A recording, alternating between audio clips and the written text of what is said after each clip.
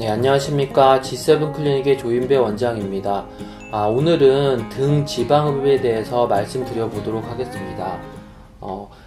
우리가 흔히 등이라고 하는데 이 등이라는 범위가 좀 애매할 수 있습니다. 그래서 좀 세분해서 설명을 좀 드려보면, 이 등이라고 하면은 위쪽에서는 승모근 부위, 좀 밑으로 내려오면은 견갑골, 좀 더 밑으로 내려오면은 브라라인, 그리고 좀 더 아래로 내려오면 러브핸들의 위쪽, 그리고 옆구리와 러브핸들의 약간 위쪽과 약간 옆쪽, 여기까지를 등이라고 할 수 있습니다.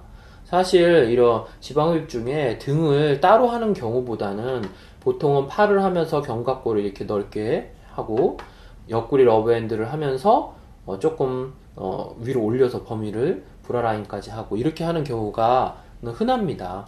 그렇지만 등 쪽에 이제 지방이 굉장히 많이 밀집되어 있는 분들이 가끔 있는데, 마치 이제 눌러보면은 카스테라 빵처럼 푹신푹신한 느낌까지 들면서 지방이 굉장히 밀집되어 있는 분들이 있습니다. 그런 분들은 특별히 등을 따로 집중적으로 수술해 줄 필요성이 있습니다. 하지만 이제 등 쪽이 수술하기가 조금 난해한 면이 있습니다. 몇 가지 설명을 드리면, 등이 일단 스킨이 두껍기 때문에 이제 아무리 수술을 하더라도 이 손등 스킨처럼 이렇게 잡히지는 않습니다.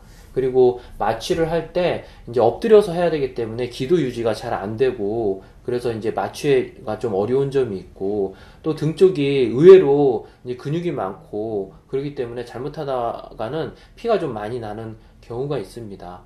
그리고 또 등이 섬유질들이 많이 발달된 경우에는 지방이 질기고 억세서 잘 나오지 않는 경우도 있고요. 그래서 이렇게 등 쪽을 수술하기가 좀 난해한데, 이제 그래도 여러 자세를 잘 잡고 마취도 조심스럽게 하고 시간이 좀 걸리더라도 정성스럽게 수술을 하면은 등 지방흡입을 깔끔히 할 수 있습니다. 보시면은 이분 같은 경우는 이렇게 이제 주름까지 접힐 정도로 등에 이렇게 이제 지방이 많았었는데, 수술 후에 좀 많이 깔끔해진 등 모습을 볼 수 있습니다. 이런 주름도 펴지고요. 마찬가지로 이분도 이런 견갑골부터 등, 그리고 브라라인, 옆구리까지도 지방이 이렇게 많이 밀집되어 있었는데 수술 후에 많이 펴진 모습을 볼 수 있습니다. 이렇게 등 지방흡입을 할 때는 등에 흉터를 내는 경우도 있는데, 흉터를 이렇게 내게 되면은 이렇게 여름에 비키니를 입을 때 이런 흉터가 신경을 쓰여서 좋지 않습니다. 그래서 흉터를 안 내고도 꼼꼼히 수술을 하면은 이렇게 이제 등 쪽을 정리하면서도 깔끔히 수술을 할 수가 있습니다. 이분도 등 전체적으로 했는데 겨드랑이 부터 옆구리, 러브핸들이 이루는 이 삼각형도 많이 넓어지고 셀룰라이트도 좀 좋아지고 등 쪽에 있는 지방이 많이 없어진 것을 볼 수 있습니다. 예, 오늘은 지방흡입 중에 등 지방흡입에 대해서 설명드렸습니다. 안전하고 똑똑한 지방흡입 하세요.